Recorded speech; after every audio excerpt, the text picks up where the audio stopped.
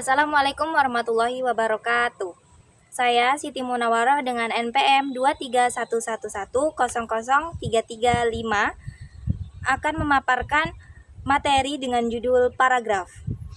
Paragraf adalah suatu gagasan yang berbentuk serangkaian kalimat yang saling berkaitan satu sama lain. Paragraf merupakan unit terkecil sebuah karangan yang terdiri atas kalimat pokok atau gagasan utama dan kalimat penjelas. Paragraf yang baik minimal terdiri atas 2 kalimat atau 2 gagasan. Umumnya, paragraf terdiri dari 4 hingga 10 kalimat, tergantung pengembangan dan gagasan yang diinginkan oleh penulisnya. Oleh karena itu, sebuah pikiran tidak cukup hanya dituangkan dalam sebuah kalimat, tetapi perlu juga untuk dikembangkan sehingga kumpulan kalimat tersebut menjadi sebuah paragraf. Tidak akan ada satupun kalimat di dalam sebuah paragraf yang tidak bertautan, apalagi tidak bertautan dengan ide pokoknya. Karena tanpa adanya ide pokok tersebut, sebuah kumpulan kalimat tidak dapat dianggap sebagai sebuah paragraf. Dengan demikian, pembaca mudah memahami isi paragraf secara utuh. Dalam penulisannya, panjang paragraf tidak dibatasi, bergantung pada cara pengembangannya dan penulisan uraian yang berhubungan dengan gagasan pokok. Lalu ada fungsi paragraf. Yang pertama, mengekspresikan gagasan dalam bentuk tulisan dengan memberikan suatu bentuk pikiran dan perasaan dengan serangkaian kalimat yang tersusun secara logis dalam suatu kesatuan. Yang kedua, menandai peralihan gagasan baru bagi karangan yang terdiri dari beberapa paragraf. Ganti paragraf berarti ganti pikiran juga.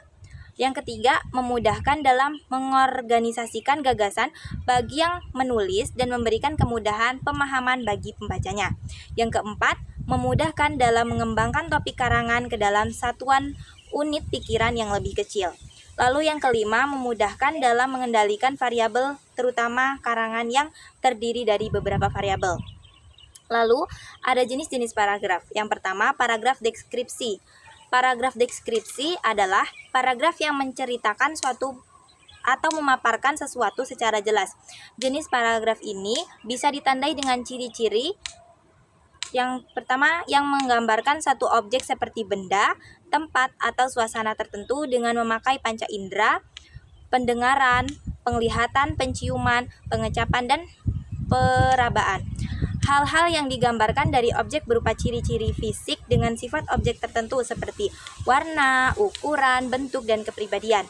Dalam jenis paragraf ini sering ditemukan kata-kata atau frase yang bermakna keadaan atau kata sifat. Lalu yang kedua ada paragraf eksposisi. Paragraf eksposisi yaitu suatu paragraf yang memaparkan cara atau petunjuk supaya pembaca memahami bacaan yang dengan jelas. Ciri-ciri dari paragraf ini yakni terdapat definisi atau pengertian mengenai istilah dari suatu topik pemahaman, tidak berunsur mengajak atau mempengaruhi. Berupa paragraf yang informatif, artinya bisa memberikan sebuah informasi kepada pembacanya. Biasanya paragraf ini mempunyai rincian data yang jelas untuk mendukung informasi yang disampaikan. Lalu ada paragraf narasi. Paragraf narasi merupakan suatu paragraf yang menceritakan suatu kejadian atau peristiwa yang di dalamnya terdapat subjek, pelaku, waktu kejadian, serta alur cerita. Ciri-ciri dari paragraf ini yaitu dirangkai dalam rangkai urutan waktu, baik berupa alur maju atau alur mundur, berisi tentang peristiwa yang menceritakan suatu perbuatan atau tindakan, mempunyai unsur-unsur cerita seperti tokoh, latar, konflik, dan sudut pandang pengarang pada paragraf ini. Ciri-ciri yang paling mudah ditandai yakni terdapat cukup banyak kalimat langsung, serta penulisannya mempunyai gaya yang kreatif dan berestistika sehingga bisa membuat pembacaannya semakin menarik. Lalu ada paragraf argumentasi. Paragraf argumentasi merupakan suatu paragraf yang mengutarakan suatu pendapat atau ide yang mempunyai alasan yang mendukung.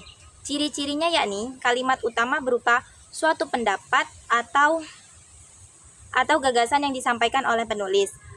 Pendapat yang disampaikan biasanya berupa suatu hal yang menarik, menarik pembacanya dan menciptakan kontroversi di dalam masyarakat, disertai dengan kalimat-kalimat penjelas berupa alasan yang kuat dan didukung oleh fakta.